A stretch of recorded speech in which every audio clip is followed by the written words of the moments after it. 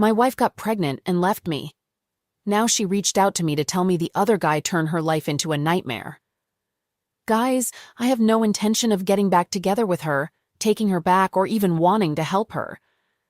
I sent her links to the rescue, tries to contact her family, and they told me to cut her off. The only reason I want to help her is that she reached out to me as the last resort, and I don't want to spend my life in regret if anything serious happens to her, knowing I could have helped but chose not to, which is why I made this post. I'm gonna send her money via her friend before telling her this is all I can do, and she shouldn't reach out to me unless it's urgent. I'm looking for helpful advice without judgment, so please hear me out. This is a long post, so I apologize. Me, 31M, and my ex-wife, 29F, were married for 7 years, together for 9 before she cheated and left me for the other guy. Our divorce got finalized in March this year. The other guy is a playboy jerk who's probably 24-ish. It began at the end of last year, and in January of the current year, she tells me she wants a divorce. I found out they've been talking for an entire year before it turned physical last year, October. Divorce was smoothish as we didn't have any kids. She got the car. I kept my house and finances. After this, I was out of her life. She was out of mine. We never contacted each other except for 1 or 2 times. That 2 was when we saw each other when public. Her family is very conservative, and they basically cut her off after she cheated and divorced. She moved in with the other guy. During this time, I found out she also lost a lot of friends, as the other guy tried to hit on them or insult them. Her ex-sets of friends tried to get me involved in their fights. Immature AF, but I included this part because these set of friends were the ones to stand behind her after she had an affair, telling me she found herself and I should probably let her go. I don't harbor any resentment towards her or the other guy. I didn't get involved with anyone during this period because I was focused on my job and earning back my money, which I lost on divorce. Here's where I need help. 2 days back, I get a call from one of my ex-wife's friends who told me my ex-wife wanted my number. I changed it after divorce. She didn't say much when I asked her why and told me she needed to talk. I thought it was important as, mind you, we never had any contacts. So suddenly her wanting to talk to me created a sense of seriousness for which I tell her to give my number. Yesterday my ex-wife called. She sounded very creepy, for real. She didn't have the voice she used to, but it was broken. You could sense something was wrong, so I asked her what's up and she broke down crying. Went on from telling how great things were to how are things now. So the other guy is a manipulative and alcoholic POS, a piece of crap, who cheated on her multiple times in their 7 monthly relationships. Put her in charge of finances, which meant her getting a job, and she's pregnant. Now he doesn't want to be the father, so he's telling her she cheated, and he's using her. She has no place to go, and he wants a termination if she wants to be together. I asked her why did she call me instead of the police. She told me she has nowhere else to go. None of her friends are willing to help her out, and that POS got friends in the department, so she's scared if things go around. She can't contact her family because they don't want anything to do with her, so she's alone. Listening to her made me sad. It really did. I told her I can sympathize but can't do anything else because I don't want to be the third party. I told her whatever relationship we had with each other is over, and she's on her own now. Why should I stand up for her when she's no one to me? Besides, they're a couple now. They're dating, and she's the one earning. She has the upper hand. I gave her advice to save funds and run away silently if she doesn't want a termination. It was a 17 minutes call, and she basically wanted to talk more, but I told her I was busy and cut her off. She did mention she was sorry to treat me and leave me. I honestly don't care about that. I told her to contact me only when it's necessary because I really don't want to hear from her anymore. Yesterday night I gave deep thinking to it and felt I should do something because no one deserves this kind of uses. But I don't want to get in between because getting in between will blow up my own peace. I'm looking for advice if I can do anything to help her out. I called her family and they told me they want nothing to do with her because she is already dead to them. Update. This will be my last post. It was a ducking mess all over and there's a lot of guilt in my heart now. I will be deleting this account too. I helped her. I passed a few thousand worths of dollars to her via her friend and told her she can take care of herself as I didn't want to be a part of this crap show. We talked on the phone for 37 minutes on the 14th. She told me how much sorry she is and went on to say the memorable times we spent. Not once she told me she wanted to get back together. I noticed she wasn't begging or asking for help, but rather she told me it's the path she chose, and she knows she can't keep or provide for the child. Neither the other guy would let her keep it, and she doesn't want to terminate this. She told me she wanted to talk to her parents one time. They cut her off as it caused a huge debacle, and her photos got viral around the area, so her family suffered a lot of humiliation. And apologized for an issue she caused. I told her I hope she gets the happiness she deserves, and told her she needed to get out of this relationship. That's all. In our whole call, I just listened. I didn't want to give her justification or validation. I was just nodding to her. This time, she herself was the one to tell me that I am an amazing guy and deserve better than her before she voluntarily wanted to hang up. The reason was she chose to end her life. I found this out the day before yesterday. She and herself, that other guy was a POS and had a tool, illegal of course. She just left a note saying it was her path that she chose and apologized to everyone she hurt. Police are still investigating. From what I heard, other guy has been taken into custody for possessing an illegal tool and is currently on the top suspect list. I'm not in contact with her friends or family. I work in a different city, so I'm not in the town. From what I've heard, her friends are preparing to testify against the other guy. No one from her family or friends reached out to me. I don't know if her family knows, but I don't intend to tell them. I can't sleep right now because of it. There's ducking guilt in my heart. I could have helped her. I could have done something more. I could have done something, but I chose to not get involved, which led her to end herself. Duck. I still don't know what more happened, as I heard it from a friend of mine whose relative is a part of the investigating group. I didn't want to make this post, but I needed to get this off my chest. I've thrown up twice and still can't get a grip on myself. Wife is wrecked because I left and moved on with her friend after I caught her doing crazy things in my bed with a fair partner. I met my ex, Kara, in early 1994. We clicked fast. We introduced each other to our families and friends within a month. Everyone got along great. At this point, life was perfect. 1 year after we met, I asked Kara to marry me. She accepted, and we started planning our wedding. We decided on a date in August '96. I was walking on air. Kara moved in with me in early March '96. She wanted to find a job quickly and contribute to the household. I wanted her to wait until after the wedding. I made more than enough to easily support us both. But she was adamant. This is when things started to fall apart. She went to work for a design firm in late March. Within a month she started working, she became distant, showed little affection, and started talking endlessly about her project manager. I should have seen the red flags, but nope. D-Day was June 12th, 1996. I came home from work early and, found Kara and her project manager Tim in our bed. They both panicked. Tim grabbed his clothes and left. Kara sat on the bed getting dressed and told me we were through. Her reason, he can help my career, you can't. 2 weeks later, Kara's BFF, Terry, called. She hadn't spoken with Kara in a while and wanted to chat. I told her what happened. She thought I was making a joke and started laughing. When I was silent, Terry realized I was serious. Kara had been kind enough to give me her new address and phone number if I ever wanted to chat or visit, like that was going to happen. I gave Terry her address and number. Terry came to my house about 2 hours later. She is normally very upbeat and smiling. This time, she looked like she wanted to murder someone. She came in and gave me a hug. She cut loose with a massive outburst about Kara and how she was lying by word and that she was done with her.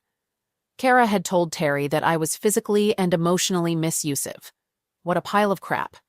Terry and I started hanging out together. We never really talked a lot before. Turns out we both absolutely love British history and Italian food. Terry went back to school to finish her thesis in the fall of '96. We called each at least once a week, and we also visited each other a few times. In early November, I called and asked if I could visit her on the 9th. She was about to start doing some hard research, and I knew her time was going to be needed for her project. I went to her apartment. When I got there, she asked me if I was calling and visiting her because I wanted to talk to someone, or was it because I liked time with her? This made me chuckle. I told her that my friends live within a mile of me. If I wanted to just talk or hang out, I wouldn't run up my phone bill or drive 2 hours. I liked being with her. She smiled, and we went out for dinner and a movie. When we went back to her place, she turned and kissed me. I was stunned but quickly recovered and kissed her back. Our first date, first kiss, and the first time we slept in the same bed. The other first happened the next day when I left to get breakfast for us and came back to her apartment with an engagement ring. We were married on May 9th, 1998. A few months after we were married, my sister called. Kara wanted to talk to me. She gave my sister her number. Terry said I should call, so I did. She apologized and wanted to know if we could try again. I thanked her and said I had moved on. At this point, Terry got on the call. Kara ended the call quickly after that. Kara called my sister and said that we had betrayed her. WTF. In September, I was visiting Terry and were hanging out at a willow grove in Gypsy Hill Park. We were talking about nothing in particular. She turned to me and took my hand and said, "I know you're hurting. I know you're trying to hide it. I want you to know that when you are ready to try again, I will never let go of your hand." I broke at that point. Every emotion that I had been holding back came pouring out. That was when I started to see her as more than a friend. It would be another 2 months before we became a couple. I believe that walk was our turning point. Cheating wife returned pregnant from vacation. I was livid and said that we were done, but she begs to take her back because AP dumped her. Around November of 2020, my then wife of all of 6 months started hanging out with a guy that she knew from before but had little contact with while we were dating. One night, we were watching a movie while he was over hanging out, and I saw he was softly scratching her back slowly back and forth. I told him to stop, then got up and left the house before I exploded in anger. She came out and, long story short, told me that I was overreacting, and that if I asked him to leave, she would go with him. Now I remember being shocked that she would make that decision, and wrote it off as her anger getting the better of her. The guy, let's call him Al, was going through a rough divorce, and my wife talked me, who is the sole owner of the house we lived in, into letting him stay on the couch so he didn't have to live with his ex-wife. He was emotionally unstable, depressed, so sometimes she would sleep in the same room and sometimes on the same futon as him. I was not okay with this, but she assured me nothing was happening, and I trusted her. Fast forward a few months, and she helps Al get a new apartment after his divorce is finalized. I'm supportive of her having other friends because she is a stay-at-home mom of a 5-yo that was from a previous relationship before us. One night they both get drunk and have sex. Then again, a few weeks to a month later, he tells her to either have sex with him again or he will tell me that they had sex. At this time, I have my suspicions about what is going on, and I ask her straight up, but she either lies to me or makes me feel bad about not trusting her. She breaks it off with him and blocks him from everything after cheat #2, and I'm never told. Fast forward to May, and I find out that she has Tinder on her phone. I ask her what is up, and she says it's just to find friends since she's cooped up in the house alone all the time. Keep in mind that she has her own working car, but I am working 7 days a week at this point to pay all the bills. I say that Tinder isn't the right place for that, but again, I'm supportive of her making friends. As far as I now know, she had 2 guys over during this time. One while I was at work who just came by to take a shower after work and head off to a party so we didn't have to drive home, and another who she invited over while I was there and cuddled with on the couch. When I said I wasn't comfortable with her doing that, she basically told me to get over it because she wasn't doing anything wrong. Now fast forward to June, where she meets a guy, let's call him Cal, and starts talking with him. Later, I learned that they were sexting a lot, and that he was threatening and had a force kink bordering on rapey according to her. She also brings up that we should open up our relationship and go poly, to which I say hell no to. She still decided to start spending alone time with him, and eventually she gives him BJ once in our house when he demands from her. Later, she told me that she did so out of fear and to just get him out of the house, but she continues talking with him after. He breaks it off with her and blocks her. It is at this point when the guilt finally brings her to tell me about cheating on me with both Al and Cal. She only tells me about the first time with Al and says that her and Cal did it in a hotel.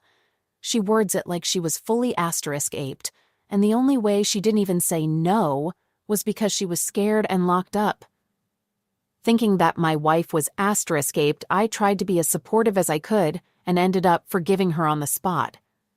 I didn't trust her anymore because of all the other red flags and lies about not cheating when I asked previously, but I forgave the cheating. She starts to become cold to me, not wanting to hang out or do anything together, not wanting to work on us or go to marriage counseling, which I suggested. She starts sleeping up in her daughter's room, and we are effectively separated for months. No sex, no kissing, not even hugging while she works on getting herself better so we can be better. Fast forward to November, she ends up going to hang with an old friend that she knew before me and had been talking to a lot more recently in Hawaii for a week over Thanksgiving. She told me about it beforehand, and he paid for the whole trip. That was suspicious to me, but I had promised her to give her another chance. She went down there and came back pregnant. When she finds this out after a week of being back, she tells me. She also tells me about cheat #2 with Al, and that she had lied about how and where she had sex with Cal. At this point, I'm not even upset anymore. I know it's over, and I'm gearing up to go through the divorce. She was all for getting divorced at first, but changed her tune to wanting to work it out once the baby daddy started saying he didn't want anything to do with the baby and she should end pregnancy. However, I'm out. I'm done, and that was the last straw. I'm kind of glad that I was right in thinking that she would cheat again, and that I would be able to finally be done with all this. I have no more moral obligation to be an understanding, patient, and forgiving husband anymore. I know a lot of you at this point are wondering why I stuck it through so much, why I gave her so many chances and was so forgiving. It's because she has had a really crappy life up to this point. She has a bunch of diagnosed mental issues due to a really bad childhood. Think of the worst possible childhood you can imagine, and you're probably close. She sees sex differently than normal people.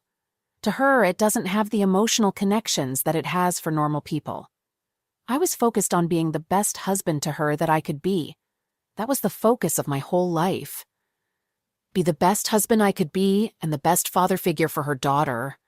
Patient, understanding, and forgiving with all her issues. I was going to turn her and her daughter's life around and fix everything. I was going to work hard so she could do whatever she wanted to do with her life career-wise, and so her daughter could go to college. Work, not work, whatever. That was my pride as a husband and as a man. Providing everything by myself and turning their lives around completely. That's what I got out of it. At least that's what I told myself. Now I'm just glad that it'll be over soon and I can stop giving Sue much. I don't know if in the end I'm doing the right thing by leaving her, but I know that I can't go on anymore. I'm done. I've given all I can give.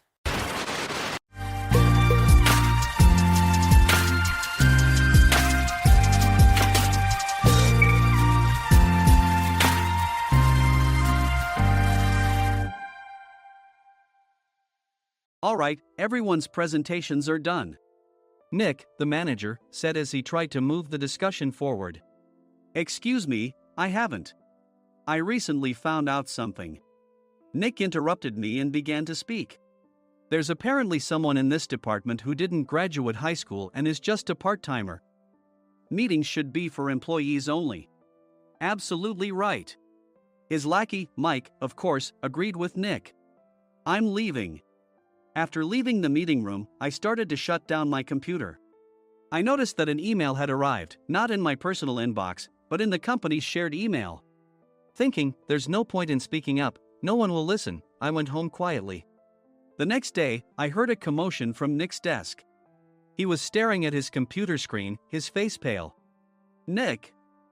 Is something wrong? Mike looked at the screen with him. And he turned even paler than Nick. Why is he so angry? Knowing the reason for Mike's distress, I thought to myself, serves them right. My name is Adam. My mother passed away when I was in the 9th grade, and I was raised by my father. Well, you could hardly call it being raised. After my mother passed, my father changed. He drowned his sorrows in alcohol, and though he still went to work, he squandered our living expenses on horse racing. Because of that, I had to start working part-time as soon as I entered high school. Every month, I went to the convenience store with bills in hand that couldn't be auto-deducted from my father's account. Even though I endured it because I didn't want to be alone, I reached my limit in my second year of high school and dropped out. I found a live-in job at a distant inn. Thank you for everything. The day I left home, my father, still staring at the TV, spoke. "Take care." That was our last conversation. Back then, 18 wasn't the age of majority, so I needed my father's permission to work, and I couldn't hide my place of employment. Yet, my father never visited me even once. I kept working just to survive, and before I knew it, I was 42. Years of hard work paid off, and I was transferred to the headquarters. I was thrilled to be recognized by the company, as I thought I'd be working in the field until retirement due to my lack of formal education. Listen up. Our work can change the future of our employees. Don't drag us down. On my first day after the transfer, Nick, dressed in an expensive suit, spoke sternly.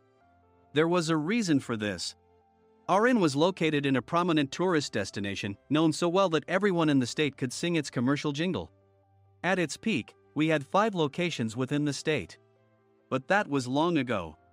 Due to financial difficulties and aging facilities, only the place where I had worked for many years and the original establishment remained. I was prepared to lose my job anytime, but now there was a glimmer of hope. With the rise of social media, the tourist area where the inn was located started gaining attention again. Depending on how hard the sales department, where I was transferred, worked, we could either thrive or be forced to give up this prime location to the new hotel chains continuously popping up.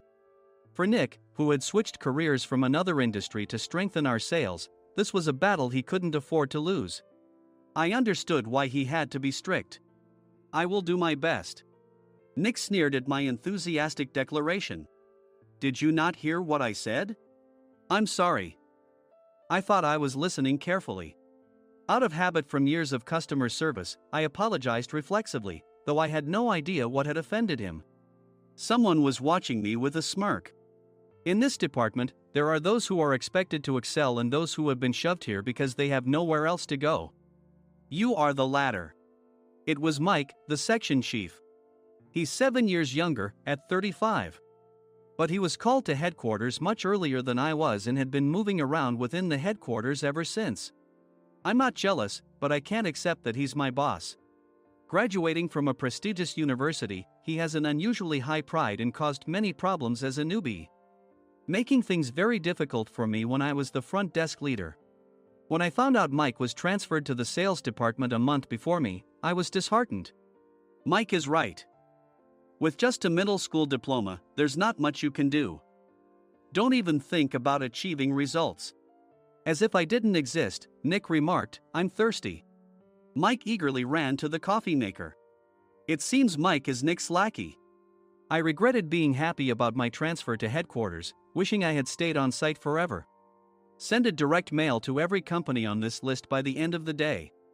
Nick only assigned me tasks that even a new graduate could handle. What? There are over 1,000 companies. You want me to send to all of them by today? Yes, if you and your fellow misfits split the work, even those with nowhere else to go should finish by today. I glanced at the employees typing away expressionlessly. They were worn out from customer service, only thinking about leaving on time, or were women reassigned after having children, with zero motivation for work. Even Sam, a new graduate from the same university as Mike, who was supposed to be among the expected achievers, had no enthusiasm for the job, having joined the company wanting to do customer service. "I don't care what they say, I plan to quit anytime," he said. Only Nick and Mike were highly motivated, making all the decisions between the two of them. I originally only wanted to work at the inn to survive and had no particular attachment to this job. I swallowed my words, thinking I had no right to reprimand them. About a month after the transfer, Nick told us with a frustrated look. To commemorate the 50th anniversary, we've decided to create a plan exclusive for one group per day. Originally, Mike and I were supposed to come up with it, but our president, Mr. Thompson, insists on hearing everyone's opinions. So, you all get a chance. As Nick explained, Mike began handing out prints. Make sure not to embarrass Nick. If your ideas are half-baked, you'll have to redo them. It seemed that they had printed his handwritten notes by Mr. Thompson, which included several questions and a section for free responses. It made sense why Nick had to seek our input, given that all responses had to be submitted to Mr. Thompson. We were given a week to think about it, and a meeting was scheduled to compile our ideas. My plan is to let guests enjoy both the old and modern America. Nick began the presentations. Guests would watch a master confectioner at a nearby traditional sweet shop make sweets in front of them. The welcome drink would be premium tea in a bottle. Nick's plan was certainly attractive. After his presentation, Nick called on us to present in the order we were seated. Just as I stood up for my turn. "All right, everyone's presentations are done." "Excuse me, I haven't. I recently found out something." Nick interrupted me. "There's someone in this department who didn't graduate high school and is just a part-timer." He was likely talking about me. I joined the company as a part-timer and was made a full-time employee when I turned 20. That was 20 years ago, so Nick and Mike probably had no chance to know until recently. Meetings should be for employees only. Absolutely right. After that, Nick kept creating opportunities to solicit everyone's opinions, purposefully excluding me from speaking. The meeting unexpectedly heated up and went past the scheduled end time. A few people asked to leave, and the discussion continued with the remaining few. "Still here?" Normally, you'd leave in that situation. Though I had no attachment to the job initially, hearing kind words from customers made me want to make them happier. For someone like me, with nowhere to go, the inn was my home and customer service was my life. I felt pathetic about my current self. "I'm leaving." I left the conference room and started shutting down my computer. I noticed an email had arrived, not in my personal inbox, but in the company's shared email. Thinking no one would listen to what I had to say anyway, I quietly went home. The next day, while preparing the DM as instructed, I heard a commotion from Nick's desk. In his haste to stand up, he hit his knee on the desk. He stared at his computer screen, his face pale. "Nick? What's wrong?" Mike, thinking he should be the first to rush over, approached Nick while still wearing his coat. He peered at the screen with Nick. And he turned even paler than Nick. Why is he so angry? Who is responsible for this company? Nick, more irritated than ever, asked, and Mike answered without checking. "Probably Sam." Sam wasn't there because he was attending a morning training session for new hires. Nick gave up on getting angry and returned his gaze to the screen. They were looking at an email that arrived right after the end of the working day yesterday. Apparently, no one, including me, had checked it before leaving. The email was from a large company that used us for their annual employee trips. The president and executives of that company also frequently used our services personally. President of the company, Mr. Mason himself, had declared that neither he nor his company would ever use our services again. Well, some companies cancel their employee trips or stop using our services due to financial struggles. Let's just move on. Mike kept wiping the sweat from his forehead with a handkerchief. Knowing why Mike was so agitated, I quietly watched their interaction. "Do you know how much revenue we get from that company? We can find other guests to fill the rooms, but we'll lose the banquet costs, gift shop revenue, rental car fees, and more. Moreover, the gifts were supposed to be prepared by the traditional confectionery shop involved in Nick's proposed plan. If it's known that we incurred such a huge loss at this critical time, Nick's position in the company would be jeopardized."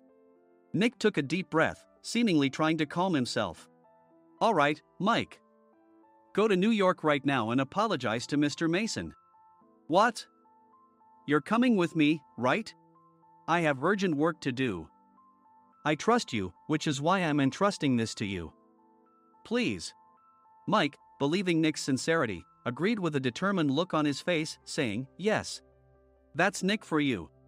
Even if Mike went to apologize, Nick would shift all the blame onto him if the client didn't change their mind. Well, it was Mike's fault to begin with, so it served him right.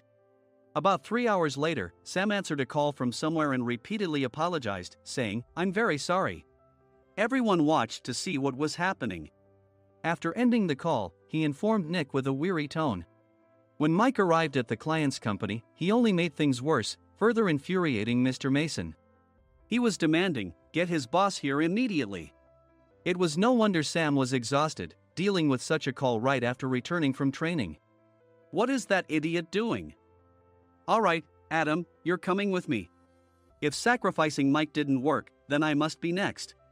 Normally, I'd want to refuse at all costs, but I saw an opportunity in this situation.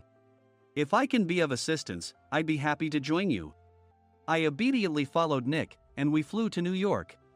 When we introduced ourselves at the reception, it became clear how serious the situation was, as the receptionist personally escorted us to the president's office. Angry voices leaked through the door, making both Nick and me uneasy. "Excuse me. I'm Nick, the supervisor. I understand my subordinate has caused you trouble, and I deeply apologize." Nick, with his experience in the corporate world, knew enough to offer an apology before excuses. However, his customer service skills left much to be desired. I sighed as I saw Mike trembling like a small dog in the corner of the room. "What kind of training are you giving your subordinates?" Mr. Mason glared at Nick with a red face. The intensity of his gaze made even Nick take a step back. Regrettably, I joined this company only 2 years ago and was unaware of Mike's issues. I should have identified his shortcomings sooner. Indeed, I should have realized sooner. No sensible person would come to apologize and then give a lengthy presentation on the drawbacks of not using their in. Nick froze, his mouth slightly open. Suspecting the worst, I picked up the documents that had fallen to the floor. It seemed Mike hastily prepared these documents on the plane, listing the disadvantages. Disadvantage 1: if you change the venue for the company trip, employees might suspect it's for cost-cutting reasons, leading to a negative impression. Reading it aloud half-jokingly, Nick snatched the papers from my hand and checked the contents with a furious expression. Among the stack of documents was a receipt from a nearby convenience store's copy machine. I felt a pang of dread, hoping he hadn't shown the receipt as well. What do you think he said when I asked what kind of nerve he had to do this? I'm very sorry." Faced with the dire situation, Nick must have thought there was nothing left to do but apologize. In a voice smaller than I'd ever heard from him, he uttered words of apology. He said, "I'm a Harvard graduate. I don't believe I said anything wrong." "Mike, what have you done?" Forgetting his plan to pin the blame on Mike, Nick yelled loudly, even in front of Mr. Mason. "I didn't do anything wrong." "You're still saying that? Look at him." Mike pointed at me with a shaking hand. "I was assigned to headquarters in my 20s and now I'm a section chief. This guy only made it to headquarters at 42. Everything I've done proves I was right. So why are we losing the contract?" Having said his piece, Mike collapsed to the floor. "Of course. You were sent there because you had nowhere else to go." Mike never expected to hear such words from someone he looked down upon. He lunged at me, and Nick hurriedly stepped in to stop him. "Mr. Thompson told me Mike is a quick thinker, and to take good care of him." There's no way he was pushed aside. "Don't make things worse here. He didn't say quick thinker, he said only quick-witted, didn't he?" I don't remember that part." I recalled the many troubles Mike caused when he was a newbie. When Mike was on the front line, his pride was so high that he never apologized to customers. Customer service, especially in our job, doesn't work alone. It brings both good and bad situations. If the front staff or housekeepers made mistakes, or the cleaning company didn't properly clean a room, one had to apologize to the customers regardless of personal fault. Mike, in such situations, would never apologize, insisting he wasn't at fault. This often angered customers, and as the front desk leader, I frequently had to apologize on his behalf. He caused complaints and disrupted operations, which is why he was quickly moved to headquarters. In departments where he didn't interact directly with customers, his quick thinking was beneficial and things went well. But it seemed his flaws were starting to show. Corporate reservations are supposed to be entered into the system by the sales representative. But a quick check yesterday revealed that more than 10 items were missing from the client's reservation. The handover document clearly stated what needed to be prepared. Why didn't you enter it into the system? Why do we have to give them special treatment? Filling rooms near the banquet hall, setting up all the food in advance. Specifying the brand of wine, they're too demanding. No wonder he always angered customers, I thought, feeling a headache coming on. Grouping them in rooms near the banquet hall is for our benefit too. It makes it easier for the staff to set up beds and serve breakfast since everyone's schedule is synchronized. As for the other requests, Mr. Mason suggested them to lighten our load. I didn't know that. Nick finally seemed to realize that Mike was the one who had angered the client. What did you say to them? I just told them we wouldn't give them special treatment anymore. We shouldn't waste effort on things that don't bring in money. I was utterly exasperated at his lack of understanding of customer service. Of course, we shouldn't comply with unreasonable demands. But carrying over successful practices from past stays makes customers feel remembered and enhances their experience. Good memories encourage repeat visits. That's part of our job. I looked down at Mike, who was sitting on the floor. In our job, nothing is a waste. Mr. Thompson likely moved you to the sales department, hoping you'd finally understand this. How do you think he feels now that you've failed to meet his expectations? Mike, tears in his eyes, fled the president's office. I was amazed he still hadn't apologized. You have it tough, Adam. It's okay, we're all employees of the same company. I deeply apologize for this disrespectful incident. Especially after all the care you've shown us. If it weren't for you, Adam, I really would have stopped staying here. When I heard you were moving to the sales department, I was willing to reconsider if you handled it. Seeing us talk so amicably, Nick's face contorted. Do you two know each other? Adam's service is excellent. I always requested him specifically. Normally, we don't accept specific staff requests, but we made an exception for Mr. Mason, adjusting my shifts accordingly. He had personally stayed at our hotel just before my transfer, and during casual conversation, I mentioned, I'm moving to the sales department soon. If I hadn't told him then, things could have been much worse. Please continue to take care of us. I look forward to it. On the return flight, Nick awkwardly offered me a can of beer. It's still working hours. Of course, I had no intention of forgiving him for a single beer. Nick might try to pin everything on Mike and avoid any consequences. While pondering this, a startling fact came to light. Nick, the tea bottles for the plan have arrived. I handed Nick a bottle labeled with our inn's name. They look good. What are you talking about? These are plastic bottles. I had assumed we would use the trendy, high-end bottling tea. But what arrived were ordinary plastic bottles of tea with customized labels. The only unique aspect was the label, which had the inn's name, making it look customized. Upon further investigation, I discovered that a substantial amount of money was set to be paid to the tea company. It was priced like bottling tea. Does this plastic bottle really cost $100 each? The tea inside is specially blended for us.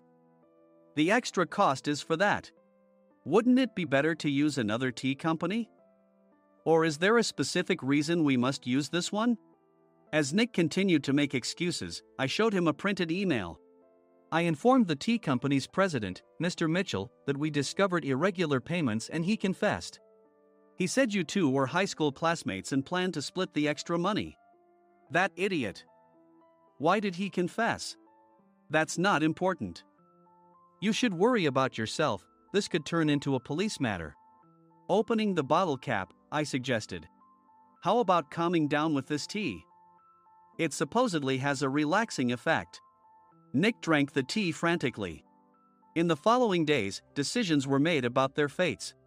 Mike was reassigned to the General Affairs Department, with no chance of transfer or promotion, as per Mr. Thompson's orders.